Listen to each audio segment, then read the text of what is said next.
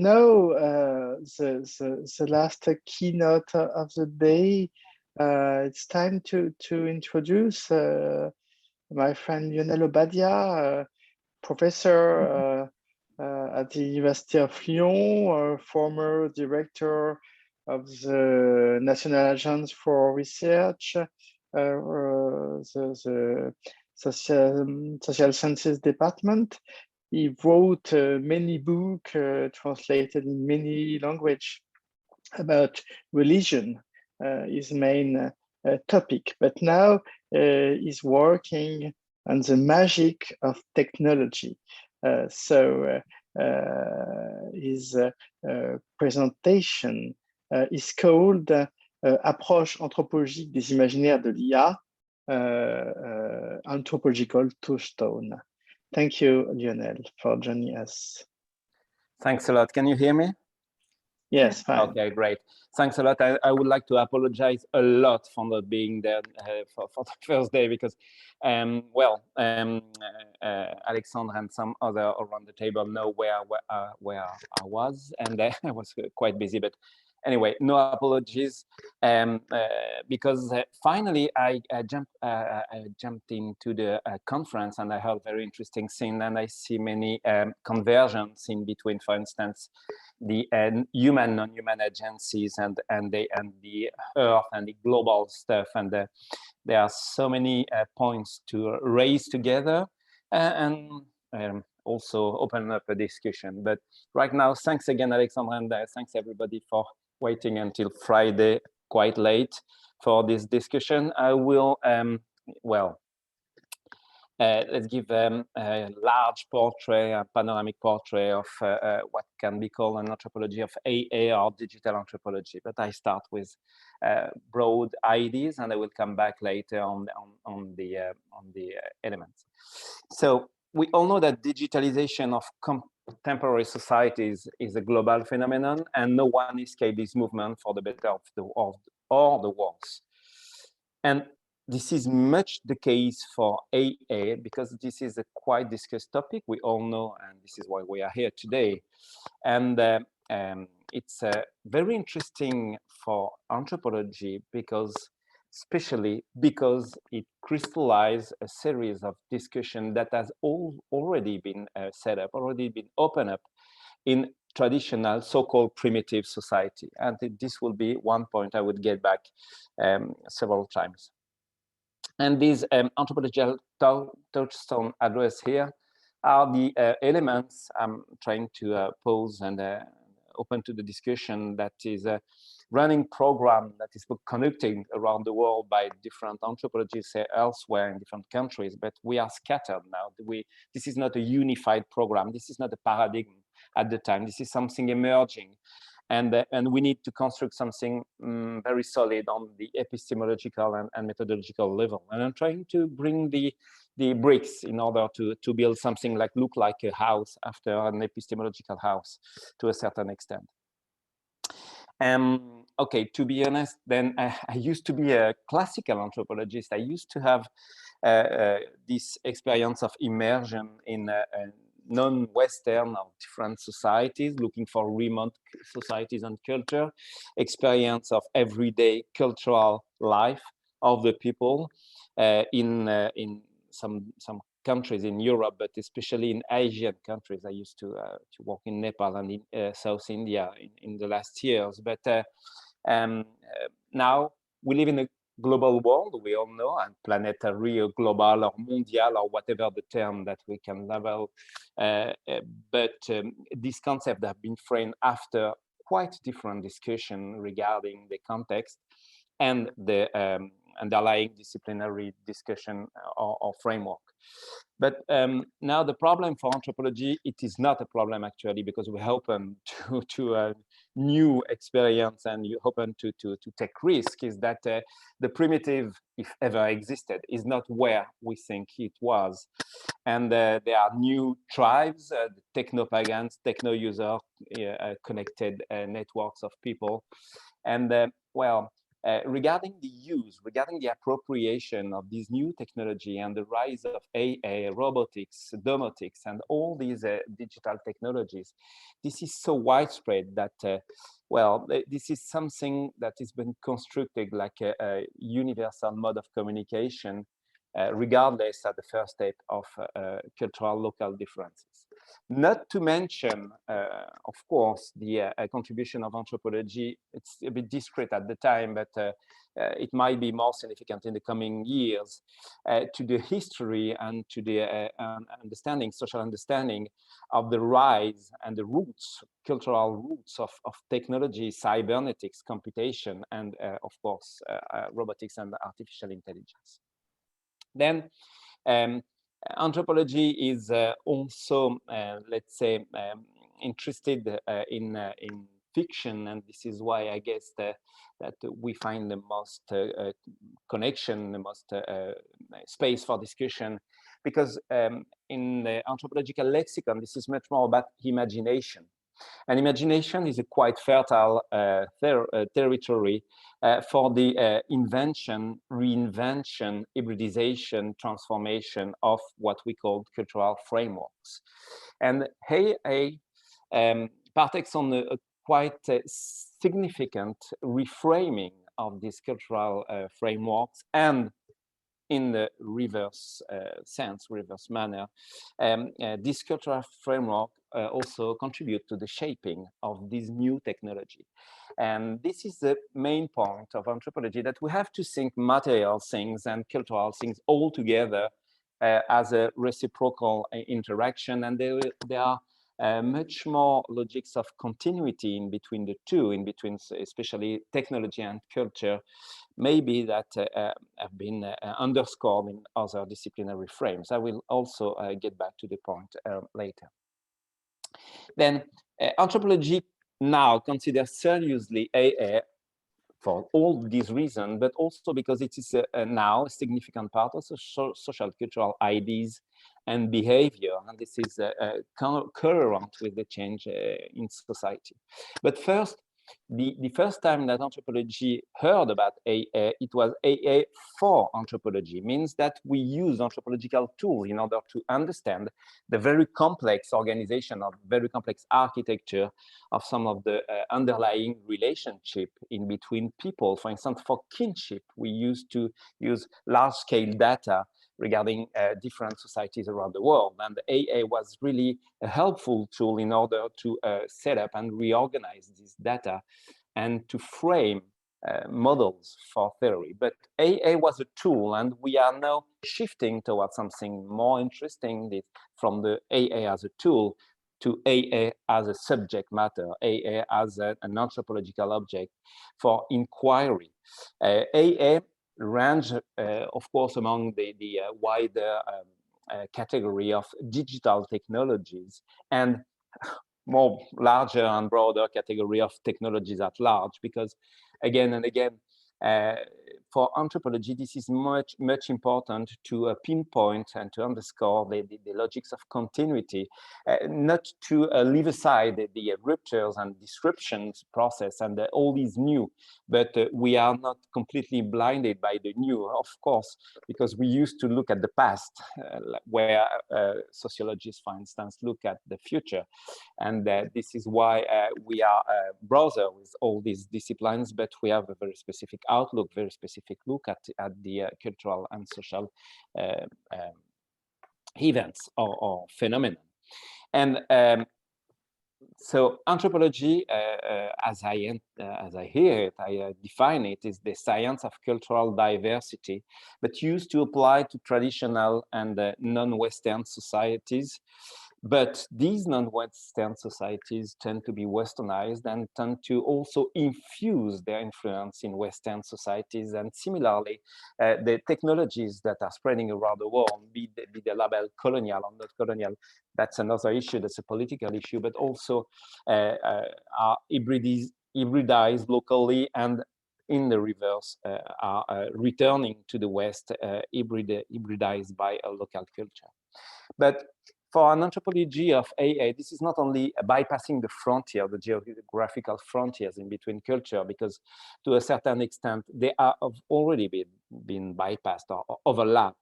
But the main gap, the main divide to fill today, and this is what the other anthropologists do around the world, and some of them in France and in Europe, is to bypass the divide between social sciences and humanities on the one side and science and technology on the other side, because we still are stuck by the fact that we look at the new technologies from the side of humanities and social sciences and said, okay, from distance. But people from the science and technology look at us and say, okay, so come and try to use these technologies and be an engineer, be somebody, a designer of this new technology. And we will discuss later about how you feel and what you can say about these ones. And the dialogue is opening, and this is why definitely we need to reconcile these two sectors. But I guess that this is already the case in this conference. Moreover, this field study of AI in anthropological, let's say socio-anthropological perspective, because you cannot leave aside the sociology as well, is replete with references and metaphors. And this is interesting because metaphor and analogy is now becoming a kind of epistemological paradigm by which we think culture, society, and relationship in between societies and culture and technology. But these metaphors tend to be elliptic and cryptic assertion about, the future of new technology, dystopia, and so on. But for anthropology, this is really important to take all this seriously, rather than taking all this for granted. Because of course, it has been underscored many times, I have to get back to this, we do understand that AI is pushing forward and blurring the frontiers between ontological categories that are used to organize the knowledge by which we understand societies, technologies, time, history, and so on. Human, non-human, man, machine, physical, virtual, imagination, reality, and so on tend to be bypassed. The dichotomic organization of knowledge is quite now rediscussed and refined after this. To take one example that I will get back later on, for instance, one frontier is bypassed by the sacralization of technology, for instance. When you say that a machine or a device has something like a sacred spirit and this haunted technology, this is a new paradigm of hauntology of technologies that's coming from North America. And it's really interesting because we talk about ghost in the real sense of the term, means spirit, supernatural spirit, but also ghost in the metaphorical way. And the frontiers in between what we call historically ghost in the castles somewhere in Scotland, for instance, and ghost in your machine, ghost in your smartphone, for instance, is blurred by the fact that there is a logic of continuity in the spectrality within the two events, the two elements. Then this is just a small example and just a starting point for the reflection of bypassing, of going beyond these dichotomies. But we have to propose something else. This is not just about, okay, we are going forward and we are going beyond this, but we have to see how to structure, how to organize a series of reflections. Of course, so-called digital revolution has also been labeled as a cultural revolution. And a lot of discourses have been framed after civilization change, and something is changing. Okay, new civilization is arriving, the old style civilization is disappearing, or this is kind of collapsing in front of the this progress of technology. But the problem is that there is a call to anthropology, an oblique and cryptic call to anthropology, and say, okay, you have to understand this so-called collapse of civilization and disruption and so on. But anthropologists classical anthropologists are very reluctant to align on slogans and superficial models of reflection, saying that we are just blinded by the present and by some events and not taking into account the widest context, the social context, cultural context, and of course, it has been underscored elsewhere, the economic and political and of course, historical context. So we have to open up the issue of the scales of temporality about technology that we are talking about. And anthropology is always invited to say, okay, when you see at antique societies and the history of societies of the past, do you see some kind of embryonic elements of artificial intelligence of these technologies? And for instance, you know that we also get back to the golem as a key symbol of the history of robots. But there are a lot of things to add in other history and minor history, not always the monotheistic European history. But anyway, anthropology doesn't want to be an alibi, a cultural alibi for this kind of studies, and have to bring something quite different and quite peculiar in order to contribute to the knowledge and the understanding. Of course, understanding of these elements. Of course, the problem is that AA is a kind of fuzzy creature and a kind of catchword, a buzzword whose contours and content are not that clear, and even not for people that are specialized in the domain. And we have to prudently and clearly map the practices, the devices, the people, the places, if we want to have empirical material in order to set up quite seriously this reflection. But anthropology, most of the time, unfortunately, is invited to talk about the acceptability. This is the worst word ever for us in my domain. The acceptability of so-called technologies or cultural acceptability. We have something else to offer. We can talk about, I heard about the body, for instance, and we can talk about cultural embodiment, cultural embeddedness, or cultural absorptions of these technologies. And all these logics of continuities between human and non-human agency that have been raised in the ontological term in anthropology in the last 3 decades, that can bring a light from the primitive to the hyper-modern, light to the way that humans produce something beyond the body and beyond the mind, but it's still something that belongs to humanity, and that's the point. We are much more located on the side of the logic of continuity, of course, and again, not to expel from the discussion the issue of ruptures and the disruption that can be framed after this history. So anthropology can bring the expertise, of course, on what we can study, what we know to study. We cannot become, for instance, humanities. We cannot become political scientists and even not engineers at the time. But we are strong in expertise for cultural and social behavior, cultural frameworks, and of course, meanings. The web of meanings, the production of meanings, and the forces, all the elements transforming the meanings that individuals and societies project on technologies or images of technologies. More with a much more humility, I guess. We also bring a light on the scales to understand the way that all these technologies are appropriated by people in the course of life. And this is the point. We can come from very trivial action. For instance, I open up my smartphone, or much more, let's say, highly rational and ritualized action, for instance, when Deep Blue wins against one of the chess champion around the world. So these are two elements that give physical reality, material reality, to AA in ordinary life.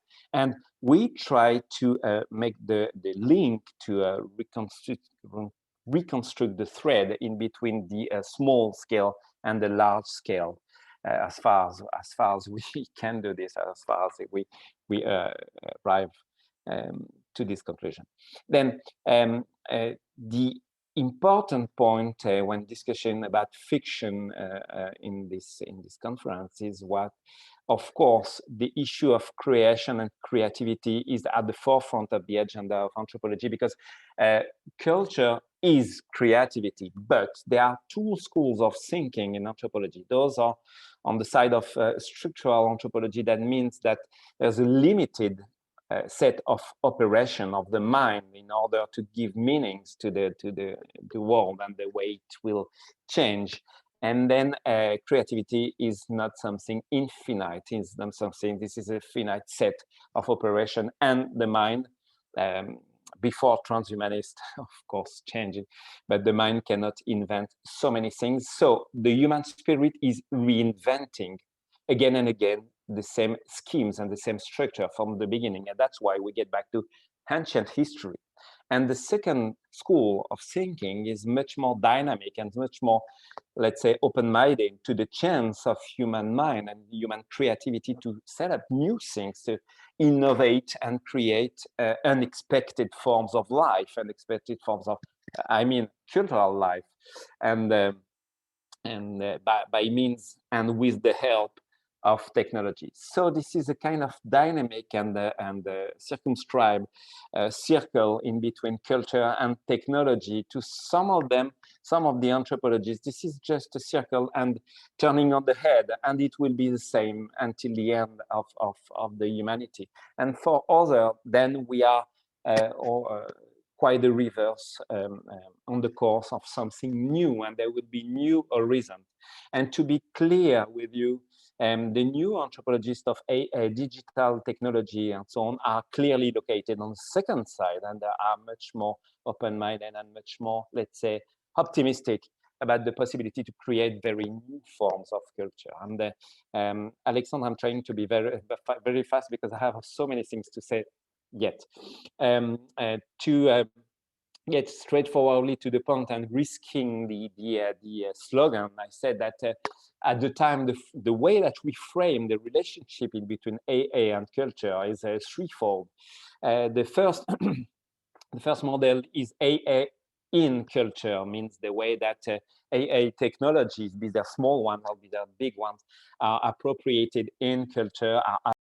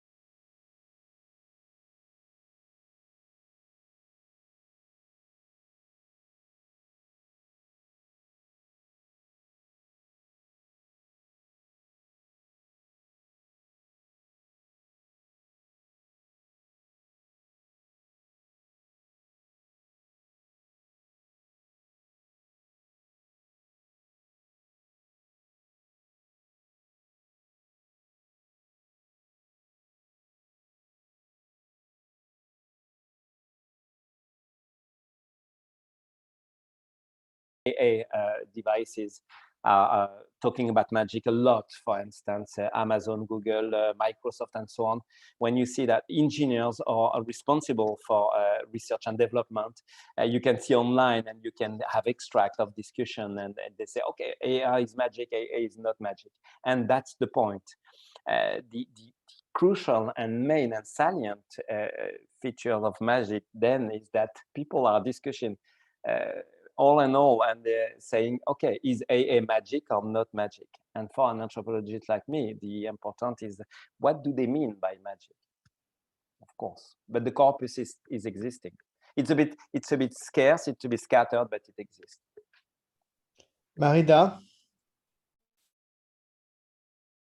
Yes, thank you. Thank you very much, Lionel, for this very, very inspiring communication. So precisely, isn't the magic in AI supposed magic has to do with what you pointed as is this impossibility to locate it. So the opacity as the evanescence, the magic. And if it is, because we can't see the magic, but also magic is power, isn't it?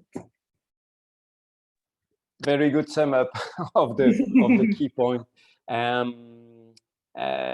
I think that the first meaning that were used in this debate is the operationalization of magic, and you are perfectly right to mention that things said, okay, it's working, it's not working, but also then again, we have to see very rigorously at what scale does it operate. For instance, when I see very strange thing on my smartphone and I think, okay, something's going wrong. Or when you talk about AA as a very strong algorithm, a very strong device in order to reshape huge sectors of economy, impacting a lot of people, this is not exactly the same point. Yeah, power, but in between the two, in between the understanding and power, there is the issue, and this is a classical issue as well in magic, efficiency. Does it work? Mm-hmm. And how it works, especially that. And of course, the underlying issue and the background is power, because okay, I left aside the issue of acceptability, but acceptability is clearly an issue for enterprises and for corporations and so on, and that's why for some of them, strangely, magic is not a solution, but for others, especially in the big in the GAFA and so on, this is kind of very powerful concept to use, but to manipulate and say, okay, it's magic. Look, it will solve so many things.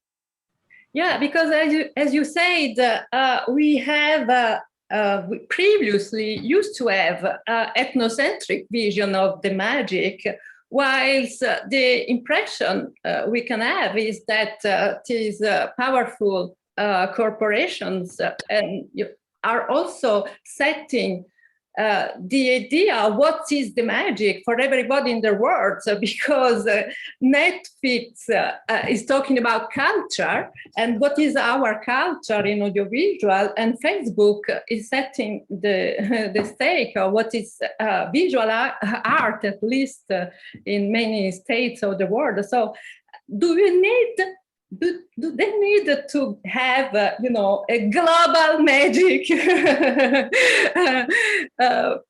assumption or culture to be able to work? Because otherwise it can be, on the other side, very, very egocentric and the more small community related.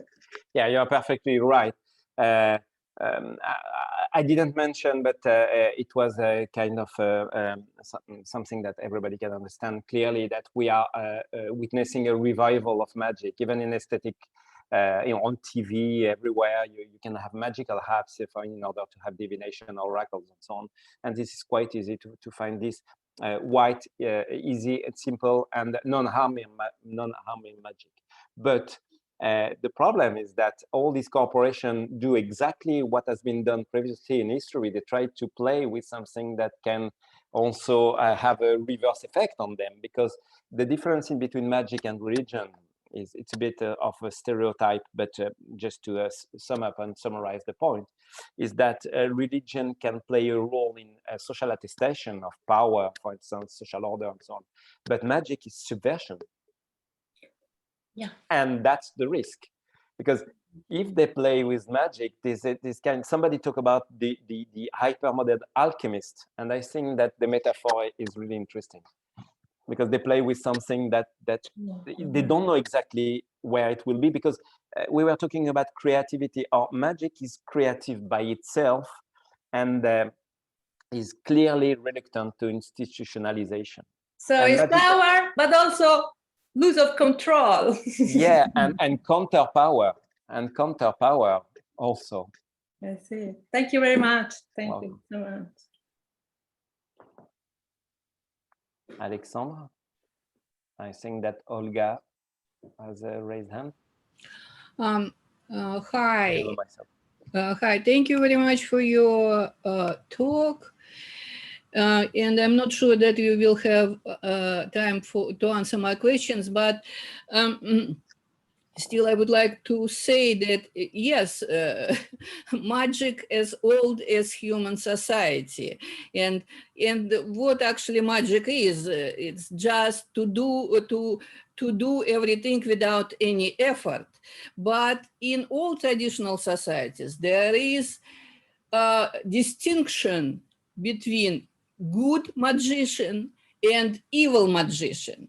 And they have this very precise line between this and that. And then all magic in history became like evil, and people start to create something absolutely good as a religion. Probably it would be very good to create now this distinction, what is evil and what is good. And when you go to this direction, it's okay. And when you go to this direction, it's probably not. So are you going to create some kind of this separation and classification of evil magic and good in today's society? I don't know what to reply to this. Of course, this is a kind of dual opposition that has been featuring magic since the beginning. But what makes magic very close to highly sophisticated digital technologies is that the power, the efficiency of these devices, be there all-time rituals for or receipt in order to create something, and the manipulation of technologies right now, is that there are resources, and this is the actor that makes this good or not good. But for religion, for instance, if you go to pray, you know that you go to pray for the good, even if you do bad things, but you said that you go to pray for the good. In the kind of magic, the resources are here. You know that you can manipulate reality. And after the intention of manipulating reality is depending on the motives, and I think that makes the difference. You have the two poles, the two let's say ethical poles of good and evil, but you can mix them, you can alternate them to a certain extent, or you can use magic in a positive way and have a very negative feedback after a while. That's what's happening to witches and sorcerers. Thank you. Come. Thank you. If there is no more question, maybe it's time to close the day. To thank again Lionel for his very deep presentation, and have a good night. Let's meet tomorrow at 11 a.m.